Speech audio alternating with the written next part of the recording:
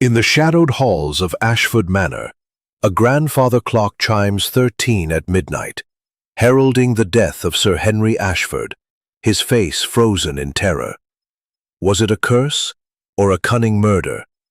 Who tampered with the clock's eerie toll? Why does a poisoned cigarette point to betrayal? And what secrets lurk in the red clay footprints outside? Sherlock Holmes, with his razor-sharp mind, unravels a web of greed, pride, and deception, where every tick of the clock brings him closer to a killer hiding among the family. Will he expose the truth before the chime strikes again? Chapter 1. The Shadow of the Ticking Clock. In the waning days of October, when the mists clung to the cobblestones of London like a spectral shroud, I, Arthur Hastings, found myself once again in the company of my singular friend, Sherlock Holmes. The year was 1925, and the city was alive with the restless energy of autumn, its streets bustling with the clatter of hansoms and the low murmur of evening crowds. Yet within the confines of our modest lodgings at 221B Baker Street, a peculiar stillness prevailed, broken only by the rhythmic ticking of the mantelpiece clock, a sound that, on this particular evening, seemed to carry an almost portentous weight. Holmes sat in his armchair, his sharp profile illuminated by the flickering glow of the fire. His fingers, long and delicate, toyed absently with the stem of his pipe, while his gray eyes, ever alert, darted toward the window as though expecting some unseen visitor. I had grown accustomed to these moments of quiet intensity, when Holmes seemed to withdraw into the labyrinth of his own mind, sifting through unseen clues or awaiting the spark of a new mystery. "Really, Holmes," I ventured, setting aside my newspaper, "you have been uncommonly silent this evening. Surely there is some small matter to occupy your thoughts. The papers are full of nothing but petty thefts and domestic squabbles." Holmes's lips curled into a faint, enigmatic smile. "Petty thefts, Hastings, often conceal the most intricate motives. But you are correct. London has been disappointingly dull of late. I find myself yearning for a problem worthy of my little gray cells, something to stir the intellect and challenge the order and method I so dearly prize." As if in answer, and his hands trembled as he clutched a leather satchel. His eyes, wide and darting, fixed upon Holmes with a mixture of hope and desperation. "Mr. Holmes," he began, his voice quavering, "I have heard of your remarkable talents, and I come to you now in a matter of the gravest urgency. My family estate, Ashford Manor, has become the scene of a tragedy I fear may deepen if you do not lend your aid." Holmes gestured for Ashford to take a seat, his demeanor calm yet commanding. "Pray, Mr. Ashford, compose yourself and relate the facts with precision. Omit no detail, however trivial it may seem." Ashford drew a shuddering breath and began his tale. Ashford Manor, he explained, was an ancient pile situated in the remote reaches of Kent, surrounded by dense woods and rolling hills. The estate had been in his family for generations, its halls lined with portraits of stern ancestors and its rooms filled with the echoes of bygone eras. At its heart stood a great oak-panelled drawing room, dominated by an immense grandfather clock, a relic said to have been crafted in the reign of Charles II. This clock, with its sombre tick and intricate carvings, was the pride of the Ashford lineage, but it had lately become a source of dread. "For weeks now," Ashford continued, "the clock has behaved strangely. At precisely midnight, it chimes not 12 times but 13, an ominous sound that has set the household on edge. The servants whisper of a curse, and even my family, practical though we are, cannot shake the sense of foreboding." Holmes leaned forward, his interest piqued. "A clock that chimes 13, most curious. But you spoke of a tragedy. What has occurred?" Ashford's face grew ashen. "2 nights ago, my cousin, Sir Henry Ashford, was found dead in the drawing room, directly beneath the clock. His heart, the doctor claims, gave out from fright or exertion, though he was a robust man of 40. There was no sign of violence, no mark upon him, yet his face bore an expression of such terror that I can scarcely describe it. The coroner has ruled it a natural death, But I cannot accept this. Something sinister is at work, Mr. Holmes, and I fear for the safety of my household." Holmes's eyes narrowed, and I could almost see the gears of his mind. "Henry?" Holmes pressed. Ashford shifted uncomfortably. There were tensions. Sir Henry was a man of strong opinions, and his recent decision to sell a portion of the estate caused friction, particularly with Colonel Marcus, who values tradition above all. Clara, too, had quarrelled with him over a matter of inheritance, though I hesitate to speak ill of the dead. Holmes nodded, his expression unreadable. "And the clock? Has it been examined?" "By the local clockmaker, yes," Ashford replied. "He found nothing amiss, yet the 13th chime persists.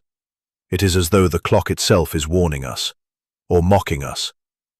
Holmes rose abruptly, his movements precise and purposeful.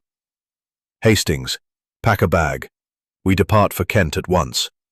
Mr. Ashford, you will accompany us and ensure that no one leaves the manor until my investigation is complete." Ashford's relief was palpable, though his eyes still held a shadow of fear. "You believe there is foul play, then?" "I believe," Holmes said, his voice cool and measured, "that there is order and method to be found in this chaos. The clock, Mr. Ashford, is but a mechanism, a silent witness to the truth.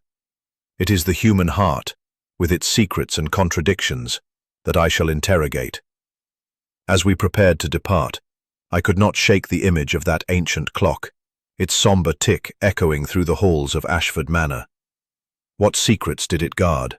What truth lay hidden in its 13th chime? I glanced at Holmes, his face alight with the thrill of the chase, and knew that he would unravel the mystery, no matter how dark its heart. Thus began our journey to Ashford Manor, where death and deception awaited, and where Sherlock Holmes, with his unparalleled logic and unerring instinct, would confront the riddle of the haunted clock. Chapter 2. The Silent Corpse. The train to Kent rattled through the autumn dusk, its wheels clattering a steady rhythm that seemed to echo the ominous ticking of the grandfather clock described by Mr. Reginald Ashford. I, Arthur Hastings, sat opposite Sherlock Holmes in our compartment, watching the countryside blur into shades of amber and grey. Holmes, as was his custom, sat in silence, his sharp eyes fixed on some unseen point beyond. Unease remained palpable. I too felt a stirring of disquiet, for the tale of the haunted clock and Sir Henry's ghastly end had set my nerves on edge. Yet Holmes's calm assurance was a balm, a reminder that no mystery, however sinister, could withstand the scrutiny of his little grey cells. We arrived at Ashford Manor as night fell, the estate looming against the horizon like a sentinel of stone and shadow. Its gabled roofs and ivy-clad walls spoke of centuries past, but the windows glowed with an uneasy light, as though the house itself were watching our approach. A chill wind swept through the surrounding woods, carrying the faint rustle of leaves and the distant hoot of an owl. The gravel drive crunched beneath our feet as Thomas, the butler, a stooped man with a face as impassive as marble, led us inside. The great hall of Ashford Manor was a cavernous space, its walls adorned with tapestries and the stern visages of Ashford ancestors. At its far end stood the infamous grandfather clock, its polished oak gleaming in the lamplight, its pendulum swinging with a relentless, mournful tick. I could not help but pause before it, struck by the intricacy of its carvings, cherubs and vines intertwined with symbols I could not decipher. The clock's face, adorned with Roman numerals, seemed almost to stare back, its hands frozen at 10 minutes to midnight. Holmes, however, spared the clock only a cursory glance before turning to Ashford. "Where was Sir Henry found?" Ashford led us to the drawing-room, a grand chamber adjacent to the hall. The room was richly furnished, with velvet drapes, a roaring fire, and a long mahogany table surrounded by high-backed chairs. A chalk outline on the floor, stark against the polished wood, marked the spot where Sir Henry had fallen, directly beneath the clock's looming shadow. "It was here," Ashford said, his voice trembling. "At midnight 2 nights ago. The household was roused by the clock's 13th chime, and moments later we heard a cry. I rushed in to find him, lifeless, his face contorted. Below is the continuation of Chapter 2 to complete the narrative, adhering to the requested 1,500-word length, maintaining the elegant and suspenseful tone of Arthur Conan Doyle, and following the night after Sir Henry announced his intention to sell the eastern fields. The servants took it as an ill omen." Holmes's eyes gleamed. "An omen, or a mechanism tampered with? We shall see." He turned to Ashford. "Who was present in the house that night?" Ashford hesitated, then recounted the household's composition. Himself, his sister Clara, Colonel Marcus, Lady Beatrice, Miss Evelyn Travers, and the staff. "We were all in our rooms, save for Sir Henry, who had been working late in his study. He often did so when troubled." "Troubled?" Holmes's voice was sharp, like a blade slicing through the air. Ashford flushed. He had been distant of late. The sale of the land caused discord, particularly with my uncle. Colonel Marcus believed it a betrayal of our heritage. Holmes nodded, his gaze drifting to the clock. "And the time of death?" "The doctor estimated it to be shortly after midnight," Ashford replied. "The cry came moments after the 13th chime." Holmes's fingers traced the carvings on the clock, his expression unreadable. "Hastings, note the time. 10 minutes to midnight now. We shall observe this phenomenon tonight. In the meantime, I wish to see Sir Henry's study." The study was a small book-lined room off the drawing room, its desk cluttered with papers and ledgers. A faint scent of tobacco lingered, and a half-empty glass of brandy sat on a side table. Holmes's eyes darted over the scene, lingering on a crumpled letter tucked beneath a blotter. He extracted it with a pair of tweezers, unfolding it with care. "A note from a creditor," he murmured, reading aloud. "Sir Henry, your delay in settling the debt of £10,000 is unacceptable. Further inaction will result in consequences. Signed by a Mr. Percival Langley. Tell me, Mr. Ashford, was your cousin in financial distress?" Ashford's face tightened. He never spoke of it, but there were rumours. Sir Henry was fond of the races, and not always fortunate. Holmes tucked the letter into his pocket. "A man with debts, a family at odds, and a clock that chimes an extra hour. Most intriguing." As we returned to the drawing room, the household began to gather. "Is dead, and the clock chimes 13. I seek only to understand why." Lady Beatrice, Sir Henry's widow, entered silently, her black mourning dress accentuating her pallor. Her eyes were red-rimmed, but her composure was rigid, as though held together by sheer will. Miss Evelyn Travers followed, her beauty striking even in the dim light, dark curls framing a face both sharp and alluring. She cast a curious glance at Holmes, her lips curving slightly. "You must be the famous detective," she said, her voice light but edged. "Reginald says you see what others miss. I wonder what you'll find in this dreary old pile." Holmes's smile was faint. "I find, Miss Travers, that the truth is rarely dreary. It is merely hidden."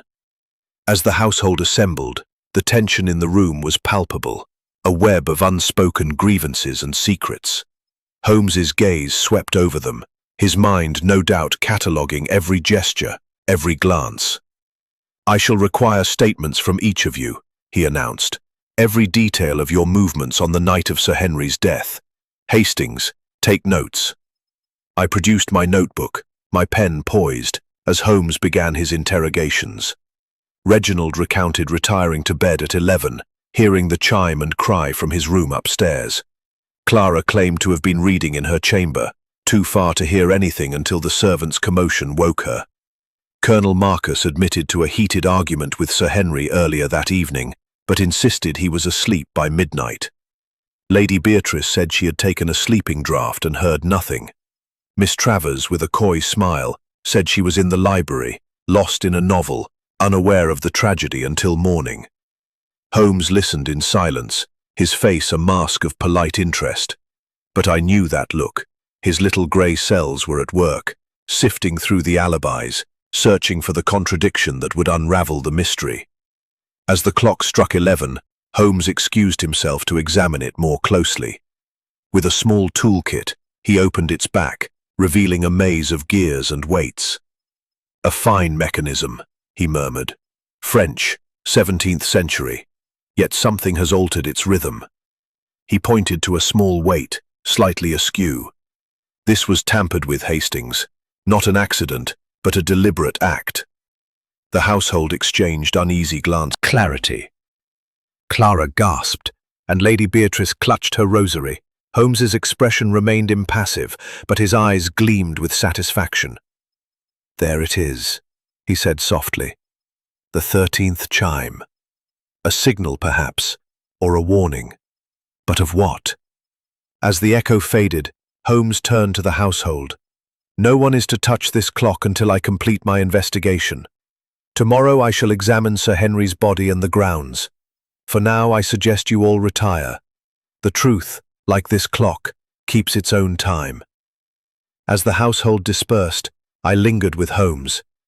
"What do you make of it?" I asked. He stared at the clock, its pendulum swinging like a metronome of fate. "A clock does not chime without reason, Hastings. Someone wished it to speak of death, and I, Sherlock Holmes, shall make it confess." With that, he turned and strode from the room, leaving me to ponder the dark riddle of Ashford Manor, where time itself seemed to conspire against us. "Yesterday, but the body has not been moved." "Excellent," Holmes replied. "Lead the way." The chapel stood a short distance from the manor, a squat stone structure half overgrown with ivy, its stained glass windows casting muted colors across the damp grass. The crypt beneath was cold and dim, its air heavy with the scent of earth and decay. Sir Henry's body lay on a stone slab, covered with a white sheet. Holmes removed it with care, revealing the rigid form of a man in his prime, his face frozen in a rictus of terror. The sight sent a shiver through me, but Holmes's expression remained clinical, his hands moving with the precision of a surgeon. He examined the body meticulously, noting the clenched fists, the wide eyes, and the faint bluish tinge around the lips. "No external wounds," he murmured, "but the cyanosis suggests something more than heart failure. Hastings, observe the fingernails, slightly discolored, as though exposed to a chemical agent." "A poison?" I asked, my voice echoing in the crypt. "Possibly," Holmes said, his tone guarded. "But the coroner found no trace, and poison leaves marks that are not easily hidden. We must look deeper." He turned to Thomas, who stood at a respectful distance. "Was Sir Henry's health robust in the days before his death? Any complaints, however minor?" Thomas hesitated. "He did mention a bitter taste in his brandy 2 nights before, sir, but he thought it the quality of the bottle. He was otherwise hale." Holmes's eyes narrowed. "A bitter taste. Most interesting. And where is this brandy kept?" "In the study, sir, in a decanter on the side table." Holmes dismissed Thomas with a nod and turned to me. "Hastings, we must secure that decanter before it is tampered with. But first, let us return to the manor. I wish to speak with the household." Back in the drawing room, the family had gathered, their faces a mixture of grief, suspicion, and barely concealed irritation. Colonel Marcus paced before the fire, his military bearing at odds with his flushed cheeks. Clara sat by the window, her delicate hands folded in her lap, her eyes darting nervously. Lady Beatrice, still in mourning black, sat rigidly, her gaze fixed on some distant point. Miss Evelyn Travers lounged in an armchair, her expression one of detached amusement, though I detected a flicker of curiosity designed to probe the cracks in their stories. Reginald repeated his alibi. He had retired at 11, heard the 13th chime, and rushed downstairs after the cry. Clara claimed to have been asleep, only waking when the servants raised the alarm. Colonel Marcus, his voice gruff, admitted to lingering in the library until 11:30, reading military histories before retiring. Lady Beatrice, her voice barely above a whisper, said she had taken her sleeping draught at 10 and knew nothing until morning. Miss Travers, with a playful tilt of her head, said she had been in the garden, enjoying the night air, until just before midnight. Holmes listened without comment, his eyes moving from one face to another, as though reading the unspoken thoughts behind their words. "And the brandy in Sir Henry's study," he said suddenly, turning to Lady Beatrice. "Did he drink it often?" She flinched, her composure faltering. "Yes, most evenings. It was his habit." "And did anyone else have access to the decanter?" Holmes pressed. The room grew tense. Colonel Marcus snorted. "Anyone could have touched it, I suppose. The study wasn't locked." Holmes nodded, his expression unreadable. "Very well. I shall examine the study further. In the meantime, no one is to leave the manor without my permission." As the household dispersed, Holmes led me to the study. The decanter sat on the side table, its amber liquid catching the morning light. Holmes lifted it carefully, sniffing its contents. "A faint odor, Hastings, not unlike almonds. We must have this analyzed, but I suspect it will confirm my theory." "Poison, then?" I asked, my heart sinking. "Perhaps," Holmes replied, "but the method is secondary to the motive. Someone wished Sir Henry dead, and the clock's chime was no mere coincidence. It was a signal, or a distraction." We returned to the drawing room, where Holmes resumed his examination of the clock. He opened its panel again, this time focusing on the pendulum's weight. "See here, Hastings," he said, pointing to a small notch. "This was adjusted to alter the chime's count, a clever touch, but not clever enough to escape Sherlock Holmes." As noon approached, Mrs. Grayson, the housekeeper, entered with a tray of tea. Her hands trembled slightly. Holmes's eyes gleamed with the thrill of the chase. "We begin, Hastings, with the human heart. Each of these souls has a motive: greed, vengeance, fear. The clock is but a witness, and I shall make it speak." With that, he turned back to the clock, his mind already unraveling the threads of the mystery. I could only follow, marveling at the precision of his intellect, as we ventured deeper into the shadows of Ashford Manor. The morning light.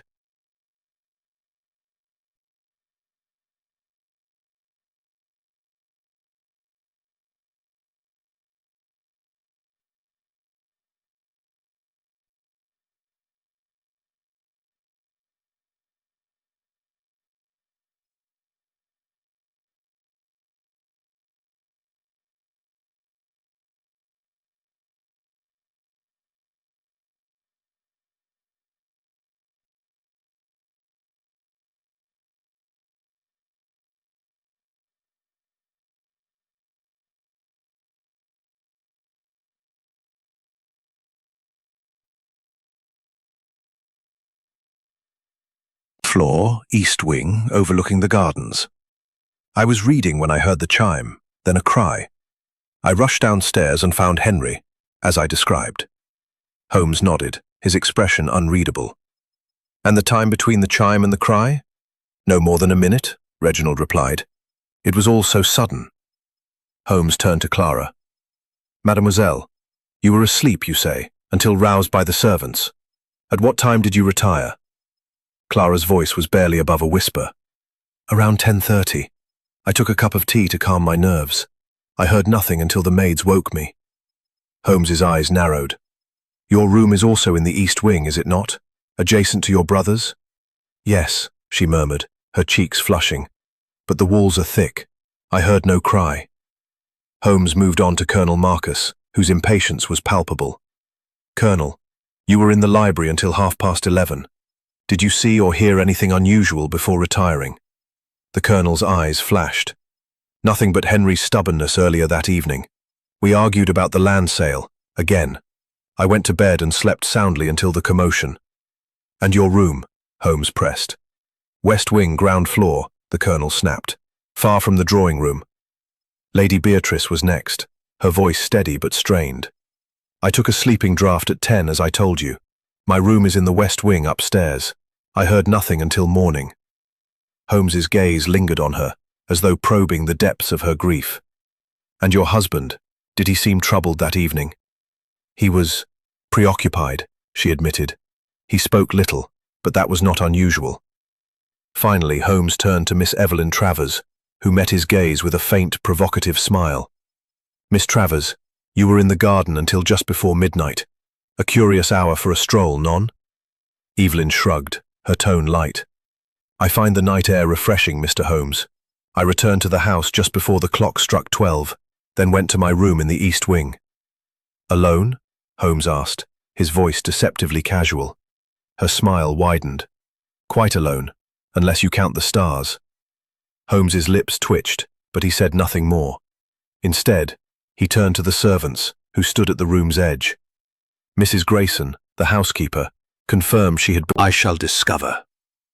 He turned back to the household. I shall now inspect the grounds and Sir Henry's study further. No one is to disturb the drawing room or the study until I have completed my examination. As the household dispersed, their murmurs filled with unease, Holmes beckoned me to follow him outside.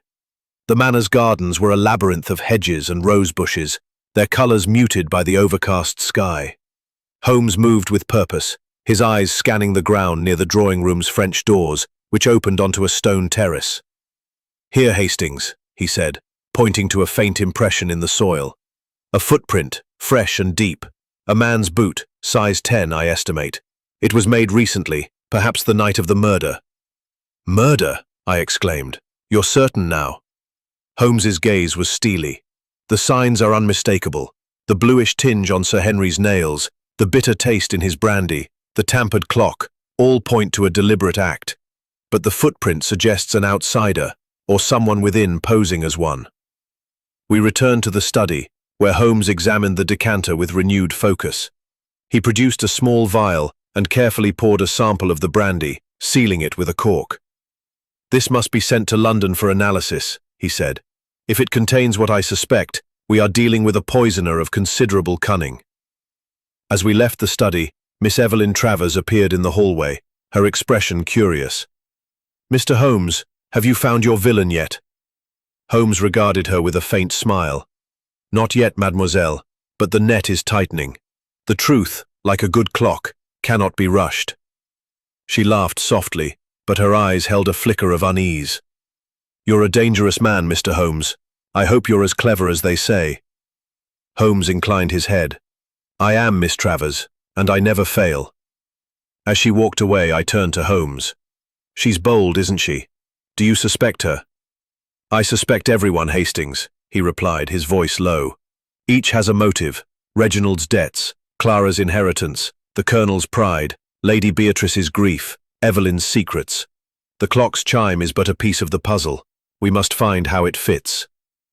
The day wore on, with Holmes moving between the manor's rooms, questioning servants, and examining every detail, the position of a chair, the ash in the fire. The mystery of Ashford Manor was deepening, and I knew that Holmes, with his unparalleled intellect, was closing in on the truth.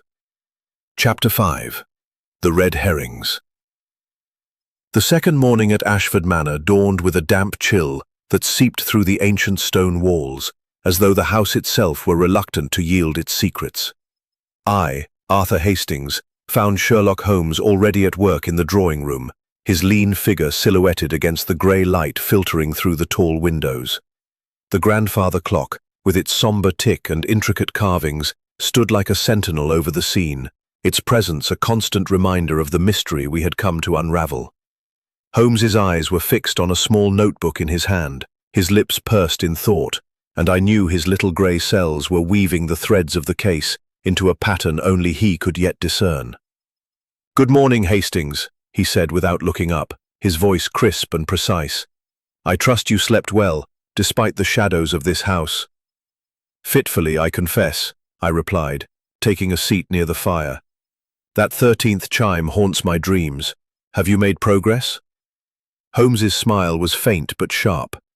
"Progress, my dear Hastings, is a matter of eliminating the impossible. Today we shall encounter red herrings, distractions designed to mislead. but Sherlock Holmes is not so easily deceived. Before I could inquire further, the door opened, and Inspector Lestrade of Scotland Yard entered, his familiar figure a mix of determination and exasperation. His presence was unexpected, and I noted the flicker of irritation in Holmes's eyes, though his demeanor remained impeccably courteous. "Mr. Holmes," Lestrade began, his tone brisk, "I've been called in by the local constabulary. They're uneasy about this business with Sir Henry Ashford. A heart attack, they say, but the family's talk of curses and your poking about has stirred things up." Holmes inclined his head. "Inspector, your presence is most welcome. I suspect you will find this case less straightforward than the coroner's report suggests." Lestrade's eyes narrowed. "You're suggesting foul play? The locals have their eye on the butler, Thomas. He was seen near the drawing room that night, and there's talk he resented Sir Henry's treatment of the staff." Holmes's lips twitched. "A convenient suspect, Inspector, but convenience is often the enemy of truth." And the cry from there. Lestrade interjected, his voice gruff. "A maid, Ellen, says she saw you near the drawing-room door at 11:30. Care to explain?"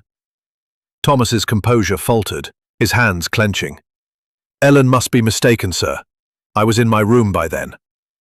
Holmes's eyes gleamed. "Mistaken or lying? We shall see." He turned to Ellen, a nervous young maid with wide eyes. "Mademoiselle, you are certain of the time?" Ellen twisted her apron, her voice trembling. I thought it was Thomas, sir, but it was dark. It might have been someone else." The room stirred with unease, and I noted Colonel Marcus's scowl deepen. "This is nonsense," he barked, "accusing the staff when it's clear Henry's heart gave out. You're wasting time, Holmes." Holmes ignored the outburst, his attention shifting to a small object on the mantel, a silver cigarette case, engraved with Sir Henry's initials. He lifted it with a handkerchief, examining it closely. "This was Sir Henry's, I presume?" Lady Beatrice nodded, her voice strained. "Yes, he kept it with him always. It was a gift from his father." Holmes opened it, revealing a single cigarette, its paper slightly discolored. "Curious," he murmured. "A faint chemical odor, not unlike the brandy. Hastings, make a note. This must be analyzed with the decanter." Lestrade raised an eyebrow. "You think the cigarette's poison too? That's a stretch even for you." Holmes's smile was enigmatic. "A stretch, Inspector, or a thread? The poisoner's art is subtle, and I suspect we are dealing with one who is both cunning and patient." As the morning progressed, Lestrade's focus on Thomas grew, fueled by the maid's uncertain testimony and local gossip about the butler's grievances. Holmes, however, seemed unperturbed, his questions shifting to the household's alibis. He pressed Clara on her tea, asking who had prepared it. "Mrs. Grayson brought it to my room," she replied, her voice barely audible. "It was her usual custom." Holmes turned to Mrs. Grayson. "And you prepared it yourself?" "Yes, sir," the housekeeper said, her hands steady but her eyes wary. "From the kitchen stores, as always." Holmes nodded, his gaze drifting to Miss Evelyn Travers, who had been unusually silent. "Tampered with the clock to create a distraction and made his escape." Holmes's voice was soft but cutting. "Clear, Inspector, but not correct. The butler's alibi is weak, yes, but weakness is not guilt. The footprint I found outside suggests an outsider, or someone wishing to appear as one, and the clock's tampering requires a precision Thomas, a man of limited mechanical skill, does not possess." Lestrade bristled but held his tongue. Holmes turned to the household. "I shall require access to your rooms this afternoon. There may be clues you have overlooked." The request was met with protests, particularly from Colonel Marcus, but Holmes's authority prevailed. We began with Reginald's room, a cluttered space filled with books and papers.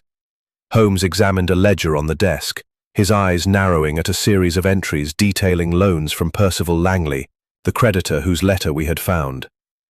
"Debts, Hastings," he murmured, "a powerful motive." Clara's room was next, its delicate furnishings at odds with the tension in the air. Holmes noted a small vial on her bedside table, labeled as a sedative. "For your nerves, mademoiselle?" he asked, holding it up. Clara nodded, her face pale. The doctor prescribed it months ago. I rarely use it. Holmes pocketed the vial with a nod. In Colonel Marcus's room, we found a collection of military medals and a locked drawer, which Holmes opened with a deft twist of a hairpin. Inside was a letter from Sir Henry, refusing to fund the Colonel's campaign to preserve the estate's lands. Pride and tradition, Holmes said softly. Another thread. Lady Beatrice's room revealed little, save for a photograph of her and Sir Henry, its frame slightly askew. Miss Evelyn's room, however, held a surprise. A small gardening trowel, its blade caked with fresh soil. Holmes's eyes gleamed. Consistent with the footprint's depth, Hastings, Miss Travers's stroll may have been more purposeful than she claims. As we returned to the drawing room, Lestrade was preparing to question Thomas further, but Holmes intervened. Inspector, I urge you to reserve judgment. The butler is a convenient scapegoat, but the true culprit is among us, hiding behind a mask of innocence. The household reassembled, their faces a mix of fear and defiance. Holmes stood before the clock, its tick filling the silence. The red herrings are many, he said. Kentish hills, their shadows mirroring the unease that had settled over the household. The grandfather clock, with its relentless tick and ominous carvings, seemed to pulse with a life of its own, its 13th chime a riddle that Sherlock Holmes was determined to solve. My friend, ever the master of order and method, sat at the mahogany table, his sharp eyes fixed on a small object in his hand, a pearl earring, its delicate luster catching the dim light. Holmes, I ventured, my notebook open before me. That earring you found by the terrace, Miss Travers admitted it was hers. Surely that places her at the scene. Holmes's lips curled into a faint smile, his fingers turning the earring with the care of a jeweler. It places the earring, Hastings, not necessarily the lady. The distinction is vital. A clue is but a thread, and we must follow it to its source. Inspector Lestrade, who had lingered after the morning's interrogations, cleared his throat impatiently. Holmes, you're making this too complicated. The butler, Thomas, was near the drawing room, and the maid saw him. Add to that his resentment of Sir Henry, and you've got your man. Holmes's gaze flickered to Lestrade, his expression one of polite disdain. Inspector, you see the surface but not the depths. Thomas lacks the finesse to tamper with a clock's mechanism, and the footprint outside suggests a more intricate plot. No, the truth lies elsewhere, hidden in a detail we have yet to fully grasp. He rose, pocketing the earring, and approached the grandfather clock. His fingers traced the carvings, cherubs and vines entwined with cryptic symbols, before pausing at a small, almost imperceptible notch near the pendulum's housing. Hastings, he said, his voice low, observe this mark. It is fresh, made by a fine tool, perhaps a watchmaker's screwdriver. The clock's 13th chime is no accident, but a deliberate act, designed to serve a purpose, perhaps to signal, perhaps to distract. I leaned closer, squinting at the notch. But who in the household has such skill? Holmes's eyes gleamed. A question we shall answer in time. For now, let us pursue another thread, the brandy. We moved to Sir Henry's study, a room heavy with the scent of tobacco and leather. The decanter, still on the side table, asked, recalling Lestrade's focus on Thomas. Precisely, Holmes replied. The murderer is clever, Hastings, weaving a tapestry of misdirection, but every tapestry has a flaw. As we returned to the drawing room, the household was summoned once more. Their faces, now familiar, bore the weight of suspicion and fatigue. Reginald Ashford, his hands trembling, avoided Holmes's gaze. Clara Ashford, pale and fragile, seemed on the verge of tears. Colonel Marcus, his temper barely contained, stood by the fire, his eyes flashing with defiance. Lady Beatrice, in her mourning black, sat rigidly, her composure a fragile mask.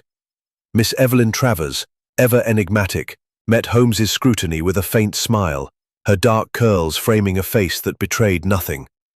Holmes held up the earring, its pearl catching the light. This was found near the terrace, in soil matching the footprint. Miss Travers, you have admitted it is yours, yet you claim to have been tending roses earlier that day. A curious coincidence, non? Evelyn's smile did not waver. Coincidences happen, Mr. Holmes. I lost the earring days ago. Perhaps someone found it and dropped it there. Holmes's eyes narrowed. Perhaps, but the soil was fresh and the footprint recent. Tell me, mademoiselle, did you see anyone else in the garden that night? Evelyn hesitated, her composure flickering.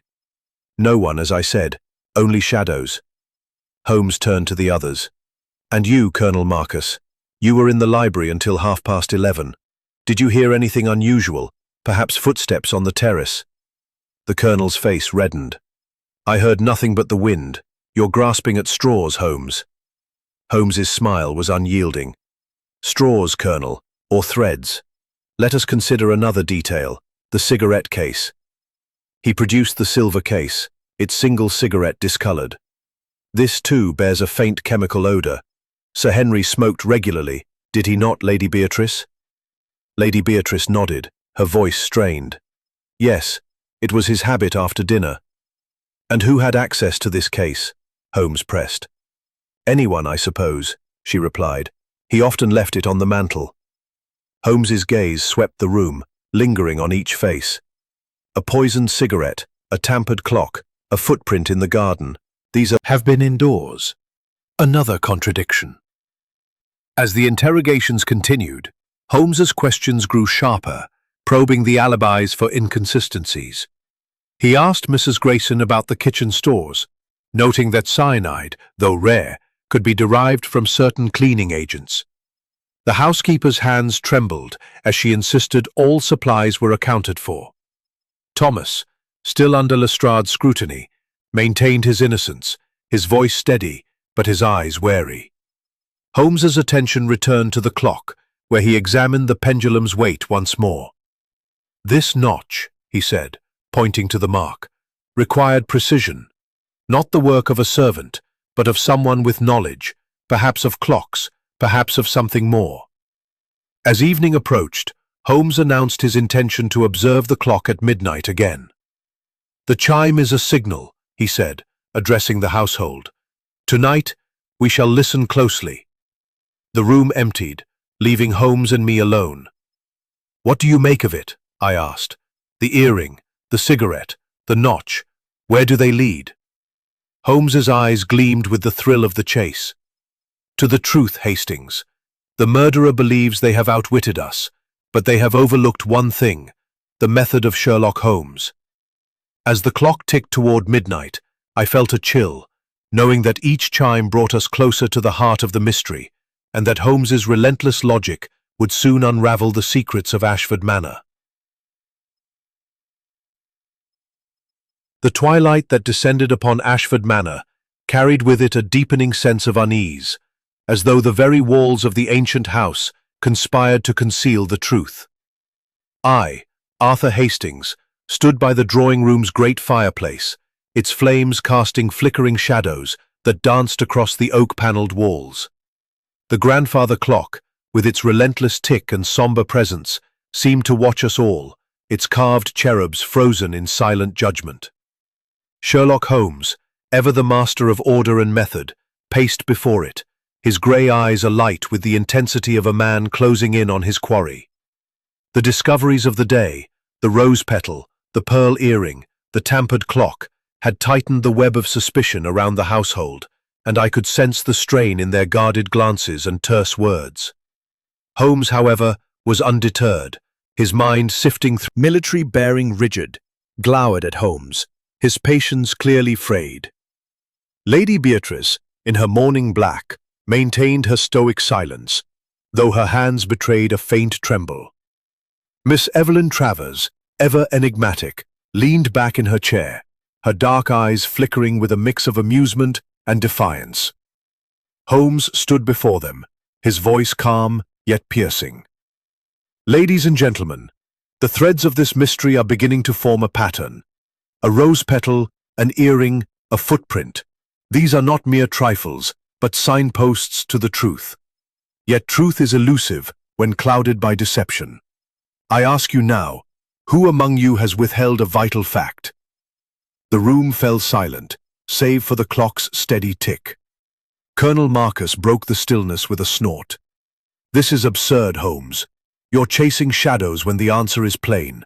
The butler had access, motive, and opportunity. Why complicate matters?" Holmes's smile was thin and unyielding. "Because, Colonel, the truth is never simple when the human heart is involved. Thomas may be a convenient suspect, but convenience is the enemy of reason. Let us explore another thread, Sir Henry's debts." Reginald flinched, his hands stilling. "Debts?" he said, his voice strained. "I told you, Henry never spoke of such things to me." Holmes's eyes locked onto him. "Yet his notebook suggests otherwise, Mr. Ashford. A debt of £10,000 to Percival Langley, a creditor who visited 2 days before the murder. A heated argument was overheard. Did you know of this burden?" Reginald's face paled. I suspected Henry was in difficulty, but he kept his affairs private. I swear I knew nothing of Langley's visit." Holmes turned to Clara, his tone gentle but probing. "And you, mademoiselle? Sir Henry's notebook mentioned you in connection with his debt. Clara must not know," he wrote. "What was he protecting you from?" Clara's handkerchief twisted in her hands, her voice barely audible. "I don't know. Henry was always kind to me, but he never spoke of debts. Perhaps he feared I'd worry." Holmes's gaze softened, but his questions did not relent. "And you, Lady Beatrice? As his wife, surely you were privy to his financial troubles?" Lady Beatrice's composure faltered. "Same soil. It is yours, is it not?" The room stirred, all eyes on Evelyn. Her composure held, but a flush crept into her cheeks. "I lost an earring recently," she admitted, "but I don't see how it connects to Henry's death." Holmes's eyes gleamed. "Everything connects, mademoiselle. The truth is a mosaic, and each piece matters." As the interrogations continued, a new tension emerged, a web of hidden motives and half-truths. Holmes's questions uncovered a bitter feud between Colonel Marcus and Sir Henry, rooted not only in the land sale, but in a long-standing rivalry over the estate's future. "Henry was reckless," the colonel admitted grudgingly. "He cared more for his debts than our heritage." Clara, pressed further, revealed a secret of her own. "Henry promised me a portion of the estate in his will," she whispered, her voice breaking. "But he said it was delayed because of complications. I didn't press him." Holmes's gaze sharpened. "Complications, mademoiselle, or threats?" Before Clara could respond, Mrs. Grayson entered, her face pale. "Mr. Holmes, I must speak. I overheard something the night before Sir Henry's death. He was in the study with Miss Travers. They were arguing, about money, I think. She sounded angry." Evelyn's eyes flashed, but she remained composed. "An argument, Mrs. Grayson? You must have misheard. Henry and I discussed books, nothing more." Holmes's smile was enigmatic. "Books or secrets? We shall see." As the household dispersed, their nerves frayed by Holmes's relentless probing, I followed him to the terrace, where he examined the footprint and soil once more. "The earring is Evelyn's," he said softly. "Her denial is a lie, but not the only one. The debts, the feud, the argument, all are threads, but the clock remains the key." He returned to the drawing room, where he opened the clock's panel, his fingers tracing the gears. "See here, Hastings," he said, pointing to a small lever, slightly bent. "This was adjusted to trigger the 13th chime. It is a subtle alteration, requiring knowledge of clockwork. Not the work of a butler, but of someone with skill and motive." Evelyn's eyes met Holmes, a challenge in their depths. "There it is," Holmes said, his voice low. "The chime that speaks of murder. But it will not speak alone for long." As the echo faded, Holmes turned to me. "Tomorrow, Hastings, we shall tighten the net. The lies are surfacing, and the truth cannot hide much longer." I retired to my room, the clock's tick resonating in my ears. a reminder that Holmes was closing in on the murderer, and that the next chime might bring the revelation we sought. The third day at Ashford Manor descended into an evening heavy with foreboding, the air thick with the weight of secrets yet to be unveiled. I, Arthur Hastings, stood by the drawing-room's great fireplace, its flames casting restless shadows across the oak-panelled walls. The grandfather clock, with its relentless tick and cryptic carvings, seemed to loom larger than ever, its 13th chime a haunting refrain that underscored the tragedy of Sir Henry Ashford's death. Sherlock Holmes, with his unerring logic and meticulous method, stood at the room's center, his grey eyes scanning the assembled household with a piercing intensity that seemed to strip away their carefully guarded facades. The discoveries of the past days, the tampered clock, the poisoned brandy, the footprint, the pearl earring, had woven a web of suspicion around the inhabitants of Ashford Manor. Inspector Lestrade's presence, with his dogged insistence on the butler Thomas's guilt, had only heightened the tension, yet Holmes remained steadfast, his mind sifting through the clues with the precision of a master craftsman. Now, as the household gathered once more, their faces a mix of fear, defiance, and exhaustion, I sensed that Holmes was poised to provoke a revelation that would crack the case wide open. Reginald Ashford sat at the head of the mahogany table, his hands trembling, his eyes hollow with the strain of his debts and the shadow of suspicion. Clara Ashford, fragile as porcelain, clutched her handkerchief, her gaze darting nervously between Holmes and the clock. Colonel Marcus Ashford, his military bearing rigid, stood by the fire, his scowl deepening with every word from Holmes. Lady Beatrice, in her mourning black, maintained a stoic silence, though her fingers betrayed a faint tremor. Miss Evelyn Travers, ever enigmatic, amplifying the tension. Colonel Marcus broke the stillness with a growl. "This is theatrical nonsense, Holmes. You found nothing but trinkets and footprints. The butler did it. Lestrade's right. Arrest him and be done with it." Holmes's smile was thin and unyielding. "The butler, Colonel, is a convenient scapegoat, but convenience is the enemy of truth. The notch on the clock's mechanism, the cyanide in the brandy, these require skill and motive beyond Thomas's reach. No, the murderer is among you, and their mask is slipping." Lestrade, standing by the door, shifted uncomfortably. "Holmes, I've got the local police breathing down my neck. If you've got something, spit it out." Holmes's eyes gleamed. "Patience, Inspector. The truth requires a spark to ignite it. Let us begin with a detail overlooked, a letter, crumpled and discarded, found in Sir Henry's study." He produced the letter from Percival Langley, the creditor, and held it up. "This demands repayment of £10,000, a sum Sir Henry could not meet. Yet there is more. Hidden in his desk, I found another note, in Sir Henry's hand. Clara must be protected. What was he protecting you from, Miss Ashford?" Clara's face crumpled, tears spilling down her cheeks. I don't know," she stammered, her voice breaking. "Henry was always kind, but he never told me of debts. He said only that I'd be cared for no matter what." Holmes's gaze softened, but his tone remained firm. "And yet, mademoiselle, your name appears in his will, tied to a portion of the estate, a portion Colonel Marcus opposed selling." The colonel's face reddened. "You're accusing me now. Henry was a fool with money, but I didn't kill him." Holmes turned to Lady Beatrice. "And you, madam, did you know of your husband's plans to alter his will, perhaps to favour Clara over others?" Lady Beatrice's composure shattered, her voice rising in a rare burst of emotion. "Henry was distant, secretive. I knew nothing of his plans until after his death. He shut me out, Mr. Holmes, as though I were a stranger." Her words ended in a sob, and she buried her face in her hands. The room stirred, the household exchanging uneasy glances. Holmes's eyes flicked to Miss Evelyn Travers, who had remained silent. A matter of time. And time, as this clock reminds us, is running out. The tension broke like a dam bursting when Clara rose, her frail frame trembling. "Stop this," she cried, her voice raw with anguish.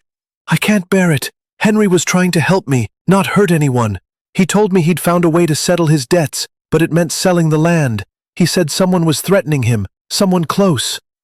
Holmes's eyes locked onto her, his voice gentle but unyielding. Who, mademoiselle? Name the person he feared. Clara shook her head, tears streaming down her face. He wouldn't say. He only told me to stay away from the drawing room at night, for my safety. I thought it was the curse, but now, I don't know. The room fell silent, her words hanging like a spectre. Holmes's expression was one of quiet triumph, as though a missing piece had fallen into place. Thank you, Miss Ashford, he said softly. Your candor has illuminated a dark corner. He turned to the household, his voice rising with authority. Sir Henry's fear was not of a curse, but of a human hand, a hand that tampered with the clock, poisoned his brandy, and left a footprint to mislead. The murderer believed their plan perfect, but they overlooked the order and method of Sherlock Holmes. Lestrade stepped forward, his patience exhausted. Holmes, enough games. If you've got a name, give it. Holmes raised a hand, his gaze sweeping the room. Not yet, Inspector. The truth requires one final test. Tonight we shall gather at midnight, and the clock will speak once more. I advise you all to reflect on your actions, for the net is closing. As the household dispersed, their faces a mix of fear and defiance, I followed Holmes to the terrace, where he examined the footprint again. The emotional tide has turned, Hastings, he said, his voice low. Clara's outburst confirms Sir Henry's fear, and the murderer is growing careless. The clock's chime is their signal, but it will be their undoing. He knelt by the footprint, noting a faint smear of red clay, distinct from the garden's soil. This clay is from the woods beyond the terrace, he murmured. Someone ventured there, perhaps to hide evidence. We must search the grounds tomorrow. As we returned to the drawing room, the clock struck 10, its toll a somber prelude, the firelight casting long shadows across the oak-paneled walls. The grandfather clock, its somber tick a constant reminder of the tragedy, stood like a somber sentinel at the room's center. Sherlock Holmes, with his unparalleled intellect and methodical precision, was poised to spring a trap, his grey eyes gleaming with the quiet intensity of a hunter closing in on his prey. The household gathered once more in the drawing room, their faces a mix of fear, defiance, and guarded curiosity.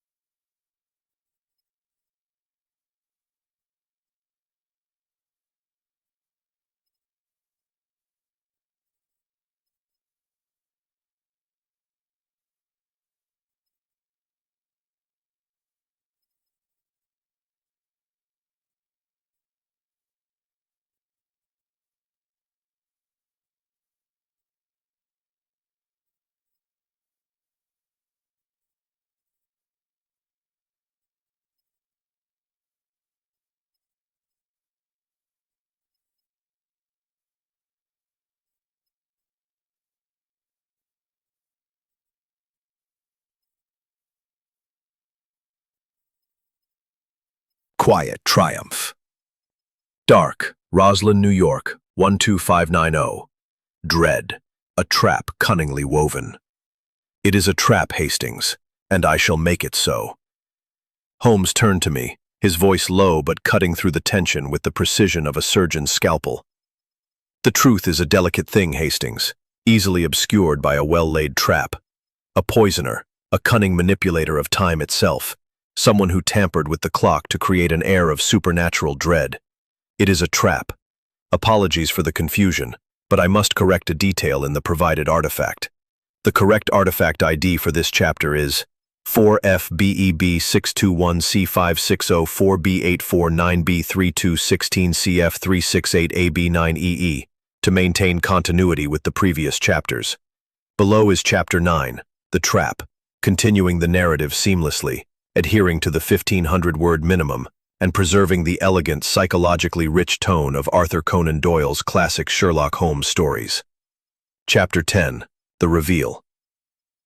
The night at Ashford Manor was cloaked in a silence broken only by the relentless tick of the grandfather clock, its somber rhythm a prelude to the revelation that now hung in the air. I, Arthur Hastings, stood in the drawing room, my notebook trembling in my hands, as the firelight cast eerie shadows across the oak-paneled walls.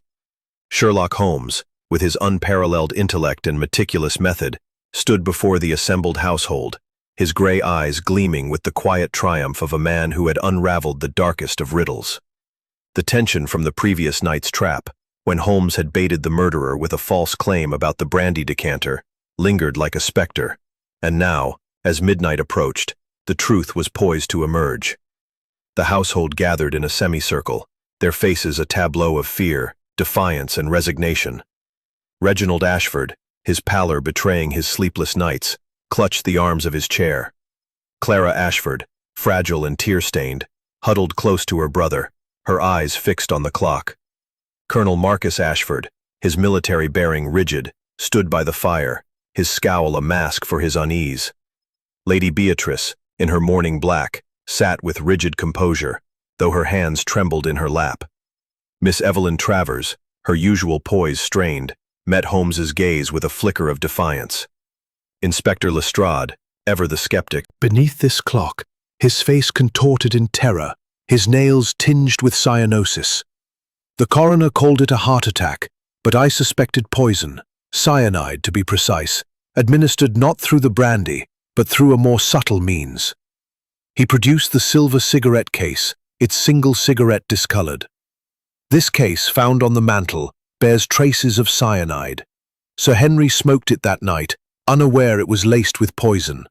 The bitter taste he noted in his brandy was a misdirection, planted to confuse. Lestrade interjected, his voice gruff. "Holmes, you said the brandy was poisoned." "A necessary deception, Inspector," Holmes replied, his smile faint. "The decanter was tampered with after Sir Henry's death, to cast suspicion on the butler, Thomas. But the true poison was in the cigarette, a method requiring intimate access to Sir Henry's habits."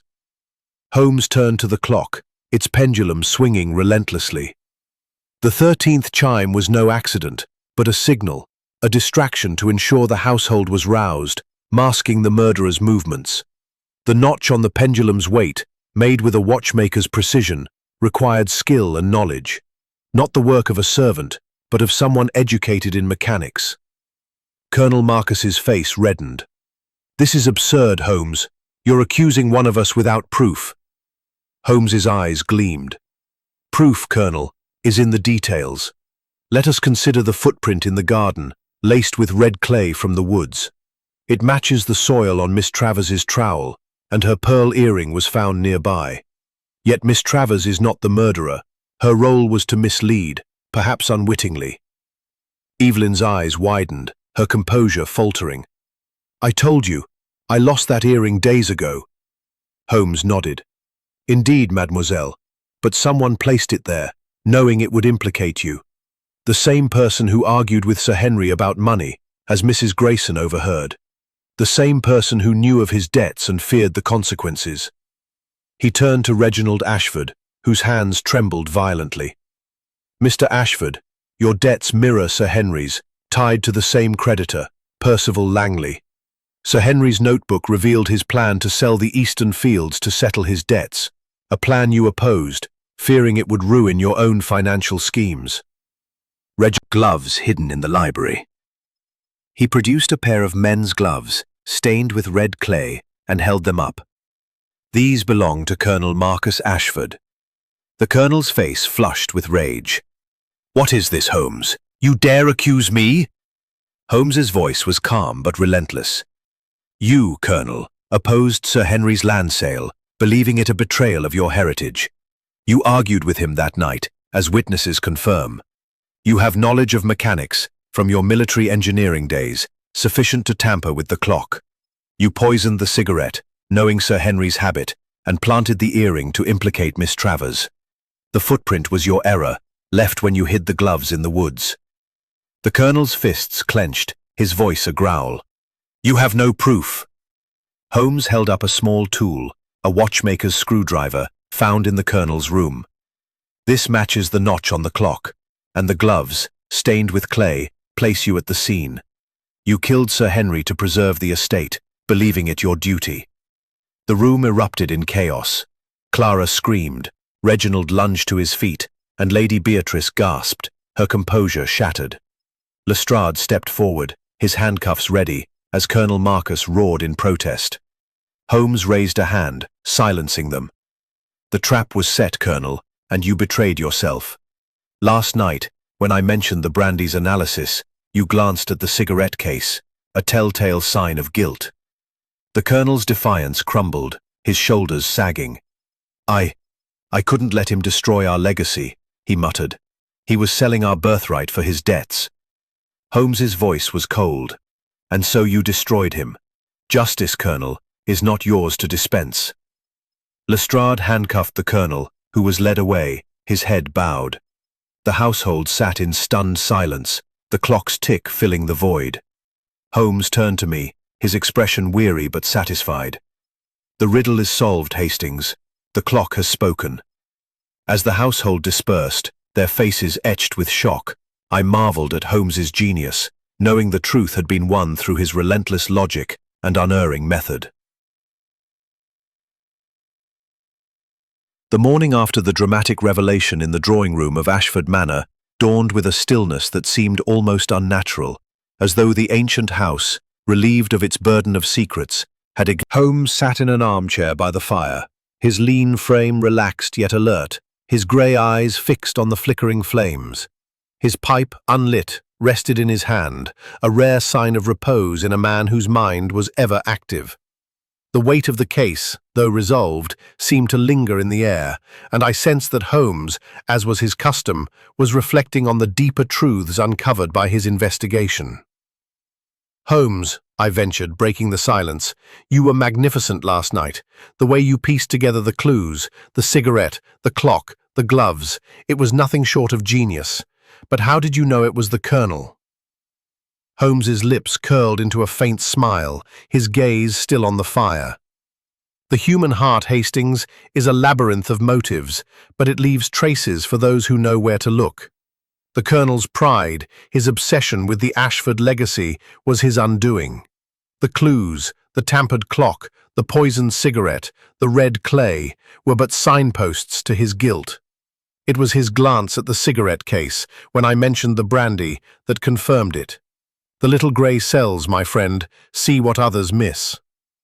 I nodded, marvelling at his clarity. But the earring, Miss Travers's involvement puzzled me. Was she truly innocent? Holmes's eyes gleamed with a quiet amusement. "Innocent of murder, yes, but not of deception. Miss Travers knew of Sir Henry's debts and sought to exploit them, perhaps hoping for a share of the estate. Her argument with him, overheard by Mrs. Grayson, was about a loan she believed he owed her.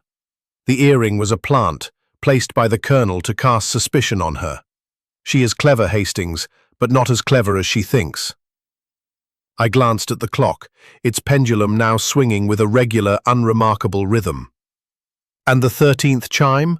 Why go to such lengths to create a supernatural aura?" Holmes leaned back, his voice soft but deliberate. "Fear, Hastings, is a powerful weapon. The colonel, with his military precision, tampered with the clock to create an atmosphere of dread, hoping to mask his crime as a natural death. The 13th chime was a distraction, a signal to rouse the household while he slipped away from the terrace. But he underestimated the order and method of Sherlock Holmes. The door opened, and Reginald Ashford entered, his face haggard, but his eyes led to this. Holmes's gaze softened. Miss Ashford's fears were unfounded. Sir Henry's secrecy was his attempt to shield her from his debts, but it was the colonel's obsession with the estate that sealed his fate. As Reginald left, Lady Beatrice appeared, her mourning black stark against her pale face. "Mr. Holmes," she said, her voice low, "I can scarcely believe Marcus could do such a thing. Henry and I had our differences, but I never imagined—" Holmes rose, his demeanor gentle but firm. "Madam, the heart is a complex thing, driven by passions we often conceal, even from ourselves. Your husband's death was a crime of pride, not love. You must find peace in the truth." Lady Beatrice nodded, tears glistening in her eyes, and withdrew. I turned to Holmes, struck by the weight of his words. "You speak of the heart, Holmes, but you solve these mysteries with such cold logic. How do you balance the two?" Holmes's smile was enigmatic, his eyes drifting to the clock. "Logic, Hastings, is the scaffold upon which the heart's secrets are laid bare. Without order and method, we are lost in the chaos of emotion. Yet it is the heart, its jealousies, its fears, its loves, that drives men to such acts. I merely follow the threads to their source." Inspector Lestrade entered, his usual brusqueness tempered by a grudging respect. "Holmes, I'll admit you've done it again. The colonel's confessed, said he couldn't let the estate be sold, thought it his duty to protect the family name. But how you pieced it together, I'll never understand." Holmes's lips twitched. "It is a matter of observation, Inspector. The little grey cells see what others overlook, the glance, the gesture, the contradiction. The colonel's pride betrayed him, as it always does." Lestrade shook his head, muttering about fancy tricks, and left to oversee the colonel's transfer to London. As the door closed, Miss Evelyn Travers appeared, her usual poise restored, though her eyes held a wary respect. "Mr. Holmes," she said, her voice light but cautious, "you've cleared my name, but I suspect you see more than I'd like." Holmes's smile was faint. "I see only what is necessary, mademoiselle. Your secrets are your own, provided they harm no one."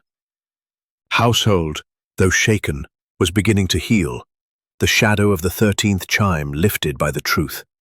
Yet I knew that Holmes, for all his triumph, would soon turn his mind to the next challenge, his little grey cells ever hungry for a problem worthy of their skill. We left Ashford Manor as the sun broke through the clouds, casting a golden light over the hills. The clock's tick faded behind us, a reminder of the order and method that had prevailed. Holmes, silent beside me in the carriage, gazed out at the passing countryside, his expression serene yet distant, already lost in the labyrinth of his own mind. "Holmes," I said, breaking the silence, "do you ever tire of these mysteries?" He turned to me, his eyes alight with a quiet fire. "Never, Hastings. The world is full of disorder, but in the pursuit of truth, there is harmony. It is enough." With that we rode on, leaving Ashford Manor and its haunted clock behind, the memory of Holmes's genius a beacon in the shadows of human folly. The departure from Ashford Manor was marked by a quiet melancholy, as though the ancient estate, now freed from the shadow of Colonel Marcus Ashford's crime, mourned the loss of its secrets. I, Arthur Hastings, sat beside Sherlock Holmes in the carriage that bore us back toward London, the Kentish hills fading into the twilight behind us.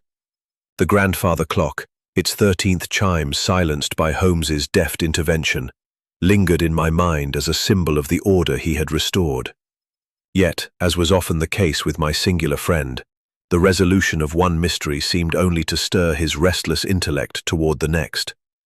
Holmes sat in silence, his sharp profile illuminated by the soft glow of the carriage lamp, his grey eyes fixed on some unseen horizon.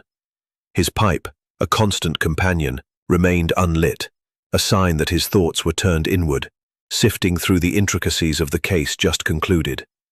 The dramatic revelation of the previous night, Colonel Marcus's confession, the poisoned cigarette, the tampered clock, had left the household in a state of stunned relief, but I sensed that Holmes was not yet ready to close the book on Ashford Manor. "Holmes," I ventured, breaking the silence, "the case is solved, the murderer apprehended, yet you seem preoccupied. Is there some detail unresolved?" Holmes's lips curled. Crime was born of pride, but it was fueled by the tensions within the manor. Reginald's debts, Clara's fears, Lady Beatrice's isolation, Miss Travis's schemes. These are the echoes I speak of, Hastings, the human frailties that set the stage for tragedy. As the carriage rattled along, I reflected on the events of the past days. The discovery of the poisoned cigarette, laced with cyanide, had been the linchpin of Holmes's solution, revealing the Colonel's cunning use of Sir Henry's nightly habit.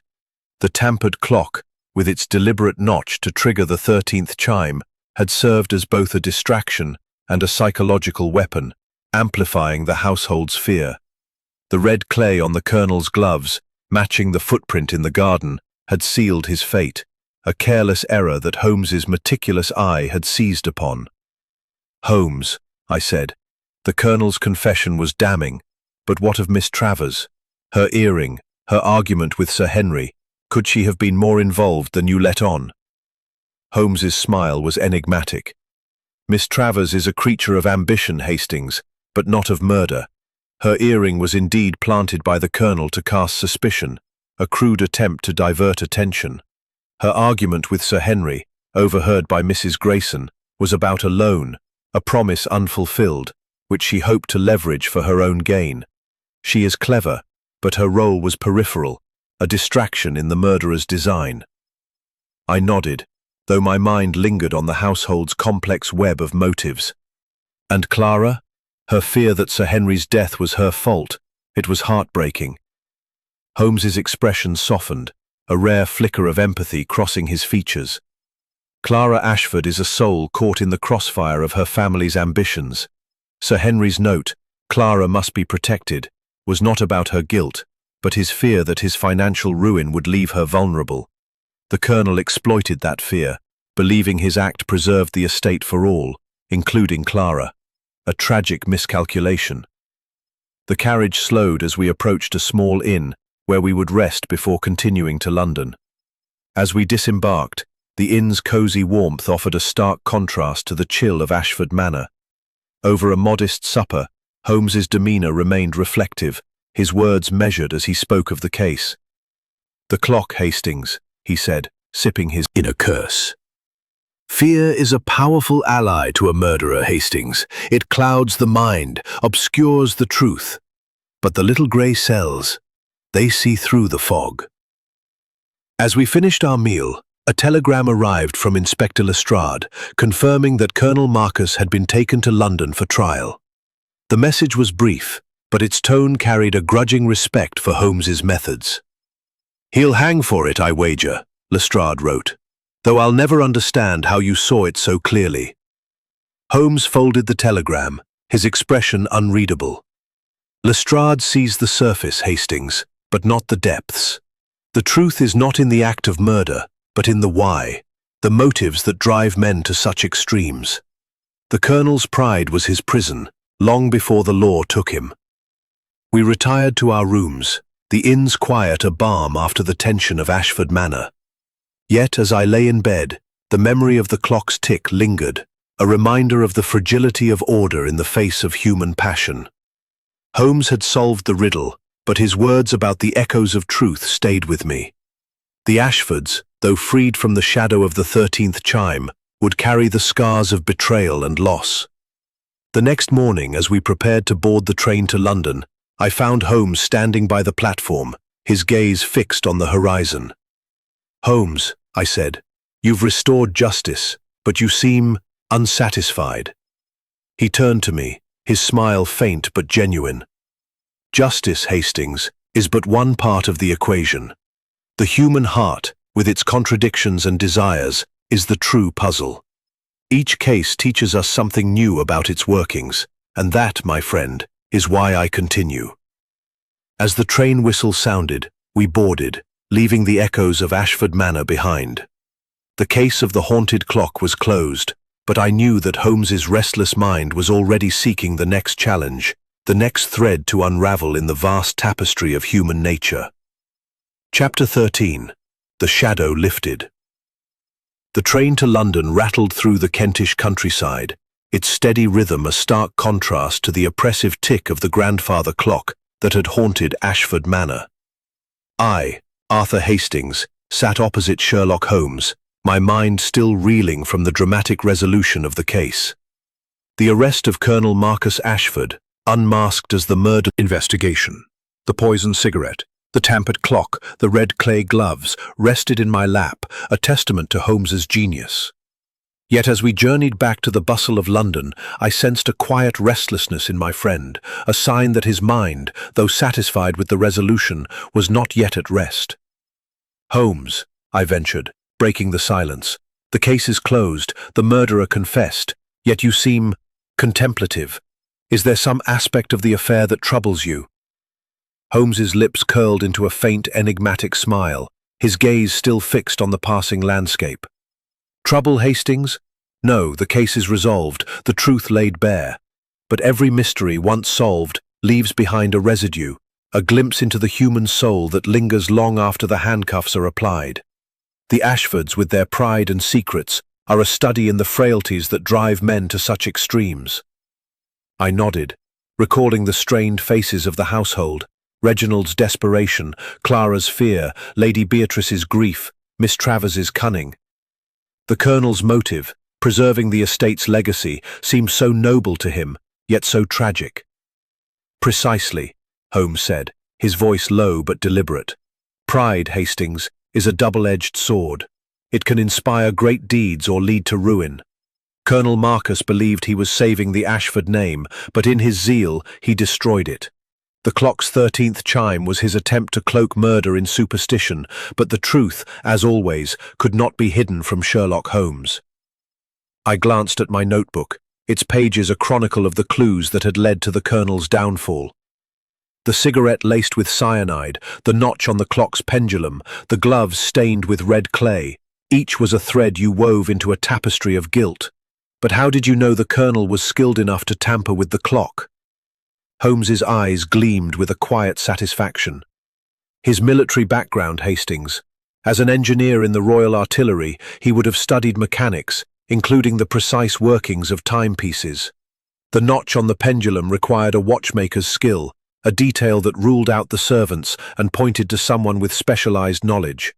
His gloves, hidden in the woods, were his fatal error, a careless act born of haste. I marveled at his precision as always. And Miss Travers's earring, it was a clever steepled beneath his chin. "The Ashfords are resilient, Hastings, as families of old blood often are. Reginald must face his creditors, but the truth may embolden him to seek honest means. Clara, freed from the shadow of fear, may find strength in her brother's support. Lady Beatrice, though wounded, will endure, as widows often do. As for Miss Travers, her cunning will lead her elsewhere, perhaps to a stage more suited to her talents." I smiled, struck by his insight into their characters. "You see them so clearly, Holmes, as though they were pieces on a chessboard." "Not pieces, Hastings," he corrected, his voice soft, "but souls, each with their own desires and flaws. It is the task of the detective to understand them, to see the order beneath the chaos." The train pulled into Victoria Station, the clamour of London a jarring contrast to the quiet of Ashford Manor. As we stepped onto the platform, a messenger approached, delivering a note from Reginald Ashford. It was brief but heartfelt, expressing gratitude for Holmes's work and promising to restore the manor's honour.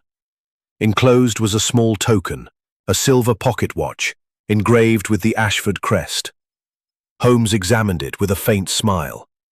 "A fitting gesture, Hastings. Time, after all, was at the heart of this mystery." We made our way to 221B Baker Street, where Mrs. Hudson greeted us with her usual warmth, a pot of tea already brewing. As we settled into our familiar quarters, the fire crackling in the hearth, I felt a sense of closure, though I knew Holmes's mind was already turning to new horizons. "Holmes," I said, as he lit his pipe. "This case, the haunted clock, the poisoned cigarette, it was one of your finest, yet you seem almost reluctant to leave it behind." He exhaled a plume of smoke, his eyes half closed. "Each case, Hastings, is a window into the human condition. The riddle of the haunted clock was not merely about murder, but about the lengths to which pride and duty can drive a man. Colonel Marcus sought to preserve a legacy, but in doing so, he lost it. That is the lesson, and it is one I carry forward." I opened my notebook, intending to record his words, but he waved a hand. "Enough, Hastings. The case is closed, the shadow lifted." The final thread. The familiar confines of 221B Baker Street enveloped us in a comforting embrace as Sherlock Holmes and I, Arthur Hastings, settled back into the rhythm of London life. The journey from Ashford Manor, with its shadowed halls and the haunting tick of the grandfather clock, seemed a distant memory, yet the case lingered in my mind like the echo of that ominous 13th chime. The fire crackled in the hearth, casting a warm glow over the cluttered room, where Holmes's violin lay neglected on a chair and his chemical apparatus gleamed in the corner. Outside, the city hummed with its usual cacophony, a stark contrast to the oppressive silence of the Kentish estate. Holmes sat in his armchair, his long fingers steepled beneath his chin, his grey eyes fixed on the fire with an intensity that belied his relaxed posture. The silver pocket watch, a token from Reginald Ashford, rested on the table beside him, its engraved crest a reminder of the case we had just concluded. My notebook, now a chronicle of the riddle of the haunted clock, lay open in my lap, its pages filled with the details of Colonel Marcus Ashford's crime, the poisoned cigarette, the tampered clock, the red clay gloves, that Holmes had so masterfully unravelled. "Holmes," I said, breaking the silence, "the Ashford case was a triumph, yet I sense you are not entirely at ease. Is there some final thread you've yet to tie?" Holmes's lips curled into a faint smile, his gaze shifting to me. "You grow more observant, Hastings. The case is closed, the murderer confessed, yet there is always a final thread, a question of why the human heart chooses such paths.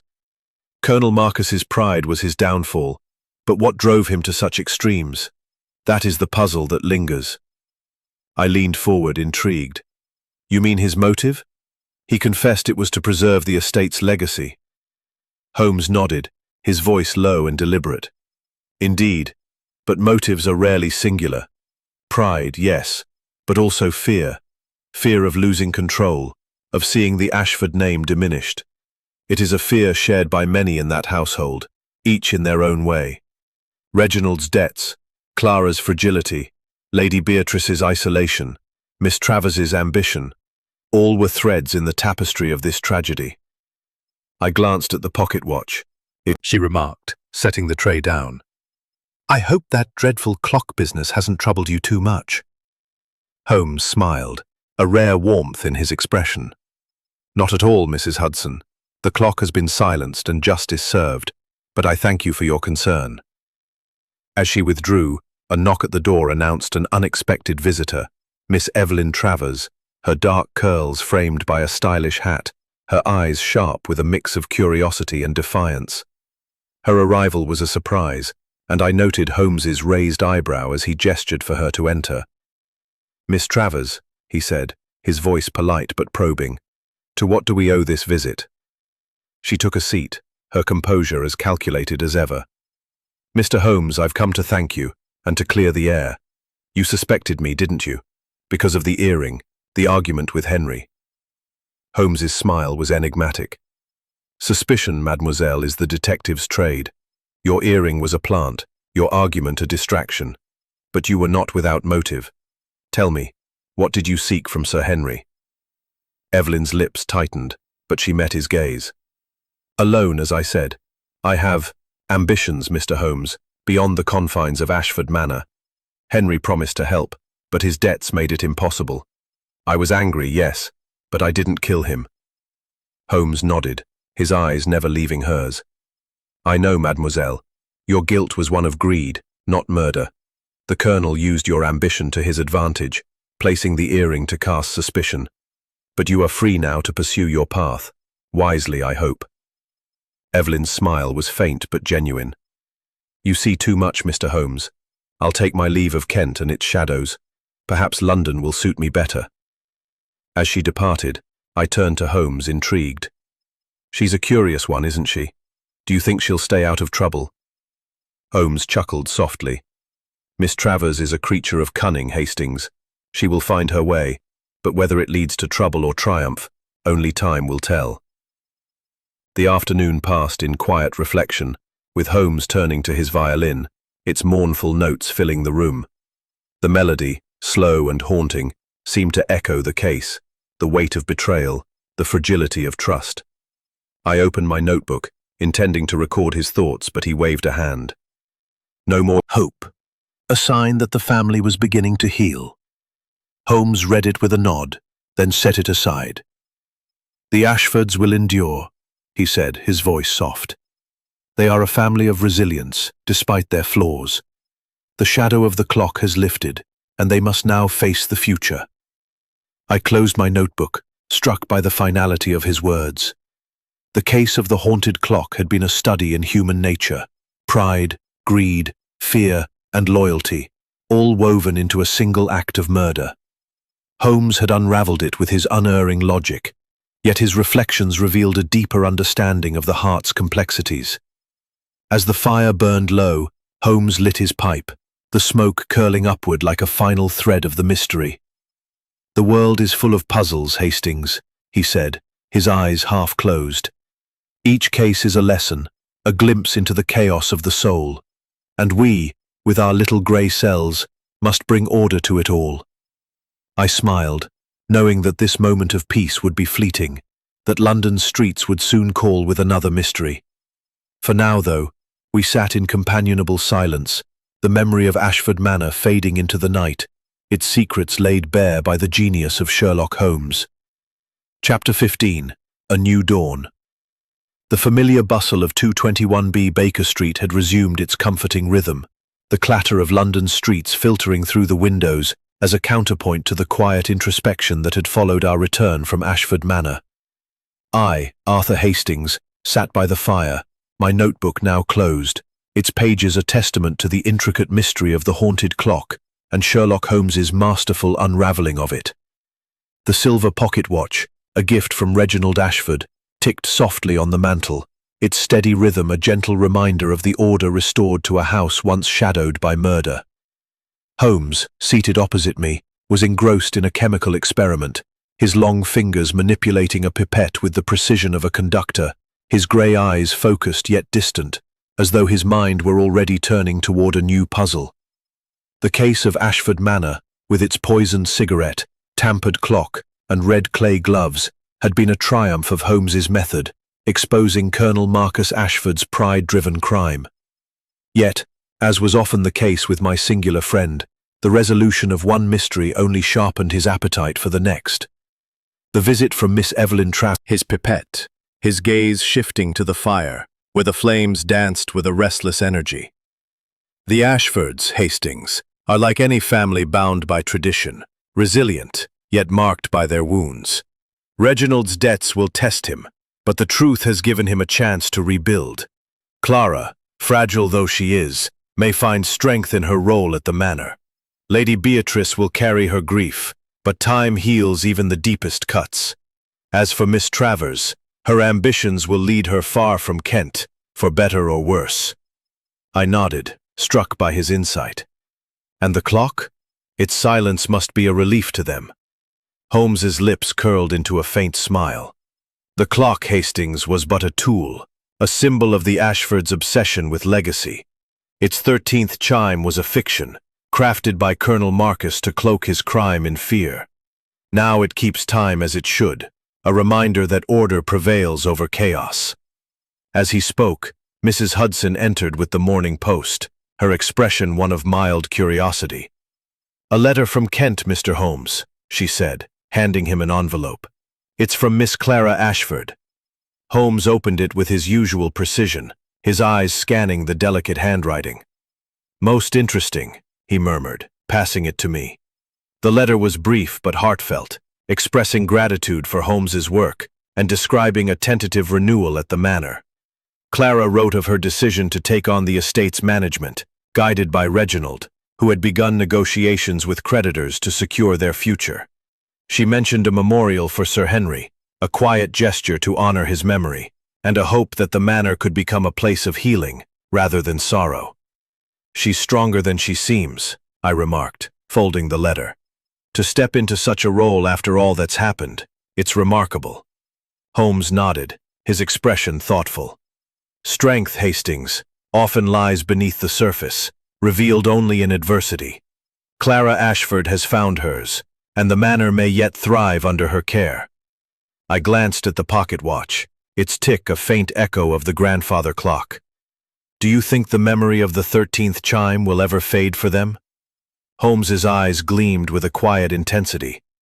"Memories, Hastings, are like shadows. They linger, but they do not define the future. The Ashfords will carry the weight of this tragedy, but they are free to twitched, a spark of anticipation in his eyes. "London, my dear Hastings, is a city of endless puzzles. The streets hum with secrets, and the little grey cells are never idle. I have no doubt a new challenge will present itself before long." As if in answer, a sharp rap at the door announced a visitor. Mrs. Hudson ushered in a young man, his face pale and anxious, clutching a crumpled letter. "Mr. Holmes," he said, his voice trembling, "I'm told you're the man to see about impossible matters.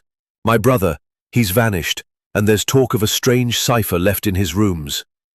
Holmes's eyes lit up, the restlessness of the past days giving way to the thrill of a new problem. "A cipher, you say? Most intriguing. Pray sit down and relate the facts with precision." As the young man began his tale, I opened my notebook once more, ready to record the next chapter in Holmes's relentless pursuit of truth. The case of the haunted clock had ended, its shadows lifted, but the world, as Holmes had said, was full of disorder waiting to be unraveled. The silver pocket watch ticked on, a reminder of the order he brought to chaos, and I knew that wherever there was a mystery, Sherlock Holmes would be there, his little grey cells ever ready to illuminate the darkest corners of the human soul.